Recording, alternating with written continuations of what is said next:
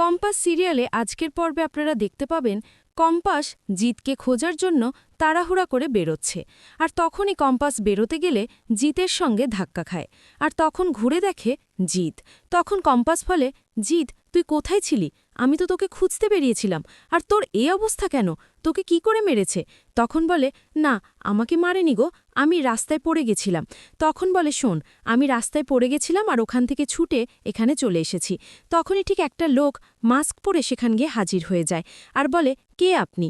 তখন কিঞ্জল ভাবতে থাকে যে কিঞ্জলও দাদার ঘরে যায় আর বলে, দাদা কি হয়েছে? তোমাকে এরকম দেখাচ্ছে কেন? কিছু সমস্যা হয়েছে বলো। তখন বলে, জানিস ভাই, আমি অনেক সমস্যাতে আছি। আমি সব কিছু ঠিকঠাক করলে ব্যবস্থা করছি, কিন্তু আমি কিছু ঠিক করতে পারছি না গো। কম্পাসের বাবা, কম্পাসের মা আমাদেরকে কি ছেড়ে দিবে? বহুদিন বছর আগে তো কম্পাসের বাবার সঙ্গে কি করেছি আমরা দুজনে, সে তো আমরা খুব ভালো করে জানি। তাই আমাকে এই জীবনটা কুড়ে কুড়ে খাচ্ছে। আমি বুঝতে পারছি না আমি কি করব। তা তখন কিঞ্জল বলে, কি হয়েছে ভাই, একটু বলো না প্লিজ আমাকে খুলে। তখন বলে, আমি চাই না যে কম্পাসের বাবা মা এখানে থাকতাম। আমরা তাহলে আমি ক্ষতি করব সেটাও বলছি না, আমরা অন্য কোথাও পাঠিয়ে দেব। আর সে পাঠানোর জন্য আমাদেরকে একটা ব্যবস্থা করতে হবে, যেটা দেখে ওরা বুঝতে না পারে যে আমরা পাঠিয়ে দিচ্ছি। তাই এমন একটা গল্প আমাদেরকে বাঁধতে হবে। তখন বলে, আচ্ছা ঠিক আছে। আবারও কম্পাস বলে, কে আপনি বলুন, কিসের জন্য এখানে এসেছেন? আর আপনি কারি বা লোক? নিশ্চয়ই আপনি অভিজ্ঞান দত্ত লোক, আপনি এখান করে এসেছেন। তখন কম্পাস বলে, আপনি কি চাইতে এসেছেন এখানে? তো একটা ফাইল নিয়ে এসেছে এই ছেলেটা, এই জিত বলে ছেলেটা, তাই সে ফাইলটা আমরা নিতে এসেছি। আর যদি তুমি আমাকে না দাও ফাইলটা, তাহলে কিন্তু ওকে আমরা শেষ করে দেব। তখন কম্পাস বলে, আপনি কি বলছেন এটা? আমি কিছুতেই এই ফাইলটা দেব না গো। তখন বলে, দেবে না তো দেখো আমি শেষ করে দিচ্ছি। ওদিকে আবারও ভাবতে থাকে কিঞ্জল যে দাদা বলেছে যেভাবেই হোক ওই ফাইলটা নিতে হবে। আর বলেছে যে শোন, একটা কথা বলি আমি, কম্পাসের বাবাকে তো আর মাকে এ বাড়ি থেকে তো বের করতেই হবে। তার আগে কিন্তু আমাদের আরেকটা কাজ আছে। তুই তো জানিস যে ওই গ্যাস লিক করার কথাটা কিন্তু কম্পাস শুনেছে, আর সেটার জন্য তদন্ত বেরিয়েছে। ওই জিত বলে ছেলেটা ওকে পাঠিয়ে চলো ওই ফ্যাক্টরিতে, আর সেখান করে একটা ফাইল নিয়ে পালিয়ে গেছি। সব কিছু ডকুমেন্টস ছিল সেই ফাইলে। যদি ওখান থেকে আমরা না নিতে পারি তাহলে কিন্তু সব জানাজানি হয়ে যাবে ভাই। এদিকে আবারও তখন বারবার করে ফাইলটা চাইলে কম্পাস বলে, না ফাইলটা দেব না। তখন কম্পাসের দিকেও বন্দুক তাক করে।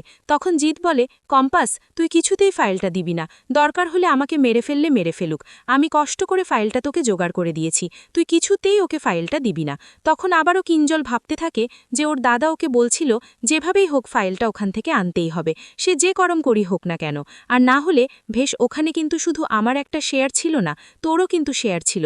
তুই ভাই কিন্তু আমরা ওখানে ফেসে যাব। আর তাছাড়া জানিস তো ওই ফর্মুলাটাও আমরা পাইনি। ওই ফর্মুলা লেগে আমাদেরকে কত কি করতে হচ্ছে। ওই ফর্মুলা লেগে ওই লোকটার কাছ থেকে আমাকে পালিয়ে পালিয়ে বেড়াতে হচ্ছে। কিছু তো একটা কর ঢাই, এসব কথা বলতে থাকে। এদিকে আবারও কম্পাস বলে, ঠিক আছে আপনাকে আমি দিয়ে দিচ্ছি ফাইলটা, বলে ওর ব্যাগ থেকে ফাইলটা বের করলে জিত বারবার করে ওকে বারণ করে, তবুও ফাইলটা কম্পাস ওকে দিতে চায়। এদিকে দেখা যায় যে ওকেলেও আবার ওখানকার দাঁড়িয়ে ভাবতে থাকে, দেখছি আমি কি করা যায়। এসব বলে দাদাকে তখন কম্পাসের কাছ থেকে ফাইলটা ও পেয়ে গেলে সে ফাইলটা নিয়ে সেখান থেকে তাড়া করে পালিয়ে যায়। আর তখন জিতকে বলে, আচ্ছা জিত তুই ঠিক আছিস? তখন জিত বলে, তুই কেন ফাইলটা দিলি? আমি তো বললাম তোকে দিতে হবে না গো, এত কষ্ট করে আমি জোগাড় করলাম প্রমাণ গলাপ, তুই ওকে দিয়ে দিলি। এসব বলে এদিকে বিহান চুপি চুপি দূর থেকে সব কিছু দেখে। আর বিহানের সাথে সাথে সেখানে মাহি, অরিন আর মোনালিসা তারাও আসে। আর এসে বলে, ছোটদা ভাই দেখছিস ওদিকে তোর জন্মদিনে তোর সঙ্গে টাইম স্পেন্ড করছে, আর এদিকের জিতকেও এদিকেও হাতে রেখেছে। সত্যি মেয়েটা দেখতে যেরকমই হোক না কেন ও কামাল করে দিচ্ছে, সত্যি ও কিন্তু বুদ্ধি আছে। তখন মাকে বলে যে, বিহান মা, তোকে আমি বলেছিলাম এখানে আসতে, আর কেনই বা আসেনি? তখন মোনালিসা বলেন, দেখাতে আসলাম তোমার বউ কীর্তিকলাপ, যে তোমার বউ কী করছে আর না করছে এগুলো তো দেখাচ্ছি, এগুলো তুমি দেখো। তখন বলে, তোরা এখান থেকে বেরিয়ে যা। তখন ওরা সেখান থেকে চলে এলে মাহি এদিকে বিহান তখন চুপি চুপি কম্পাসের কাছে চলে আসে। আর জিত বিহানকে দেখলে চমকে ওঠে, আর তখন কম্পাসও চমকে ওঠে। আর তখন বলে, কি হয়েছে আমাকে বলো, কিন্তু ভালো করে বলছি, জিজ্ঞাসা করছি বারবার করে।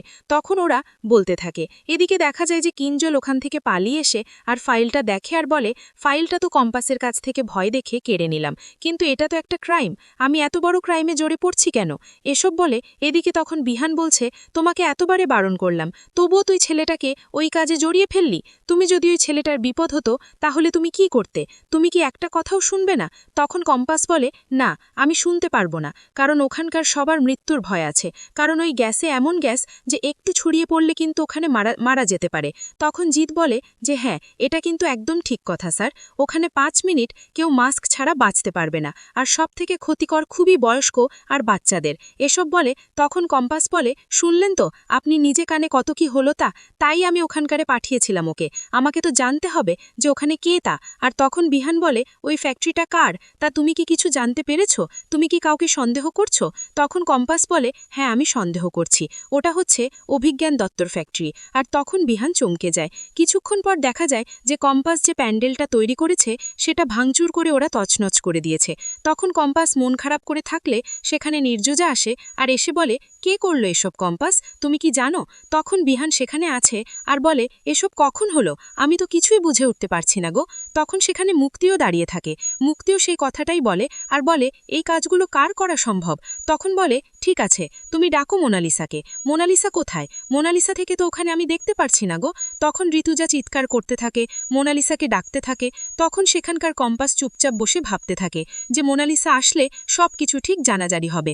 আর তখন সেখানে জিদও আবারও বিহানকে বলে, কি হলো বিহান, তুমি এখানে দাঁড়িয়ে আছো কেন? তুমি মোনালিসাকে ডাকো। ঠিক তখনই মোনালিসা সেখানে আসে আর বলে, আন্টি আপনি আমাকে ডাকছিলেন কেন?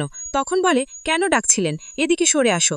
তখন বলে, কেন ডাকছিলেন, এসব কি করে হলো? তখন বলে, এসব মানে কি?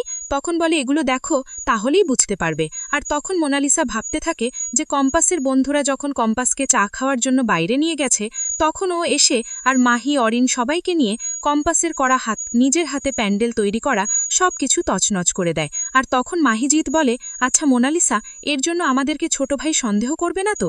তখন বলে, না, কেউ সন্দেহ করবে না, আমরা তো এখান থেকে পালিয়ে যাচ্ছি। আর তখন মোনালিসা বলে, এসব কি করে হলো, এত সুন্দর করে ও তৈরি করেছিল, আমি তো সত্যি অবাক হয়ে যাচ্ছি। আর তাছাড়া তো ও যখন নিজের হাতে কাজগুলো করছিল আমরা তো ঘরে বসেছিলাম, আর সেখান থেকে বেরিয়ে আমরা ডিনার করতে গিয়েছি, কিন্তু আমরা তো সত্যি জানি না এসব কে করলো তা। তখন মোনালিসা বলে, আচ্ছা বিহান, তুমি কি আমাকে সন্দেহ করছো? না, তুমি বিশ্বাস না হলে তুমি দেখতে পারো, সিসিটিভি ক্যামেরাতে দেখতে পারো। তারপর আমরা যেখানে ডিনার করতে গিয়েছিলাম সামনে একটা ক্যাফে, সেখানেও তুমি দেখতে পারো বিশ্বাস না হলে। তখন কম্পাস বলে, বাহ, একটু তোমার বুদ্ধি খুলেছে মোনালিসা দি, কিন্তু ভাবতে পারছো না যে আগে আমাকে সবকিছু কাকিমা জানিয়ে দিয়েছিল, সেটা তুমি এখন পর্যন্ত ভাবতে পারোনি? তখন ঋতুজা বলে যে তাই নাকি, তুমি কিছু জানো না এসব ব্যাপারে? তো না, আমি কিছু জানি না গো, আমি জানতাম যে এভাবে একটা মেয়ের প্রতি দায়িত্ব দিবেন, আর সে মেয়েটা যদি খামখেয়ালিবশত কিছু না করতে পারে তাহলে সেটার জন্য আমাকে দায়ী করবেন, সেটা কিন্তু আমি এক মুহূর্ত মেনে নিব না। আমি মেনে নিব বা কেন? আমাকে এভাবে অপমান করছেন কেন? সরস্বতী পুজোতে সবার সঙ্গে আনন্দ করব, একসঙ্গে নাচবো গাইব বলে আমি এখানে পার্টিসিপেট করেছিলাম, আর তার জন্য আমাকে দায়ী করছেন? এই মেয়েটা অকম ঢাকার জন্য আমাকে আপনি দায়ী করতে পারেন না। তখন বিহান বলে, শোনো, এখানে কাউকে দায়ী করা হচ্ছে না, শুধুমাত্র এখানে আলোচনা করা হচ্ছে। তখন মুক্তি বলে, ঠিকই তো বলেছে, একবার আমরা দেখি না সিসিটিভি ক্যামেরাতে কিছু কি হয়েছে না?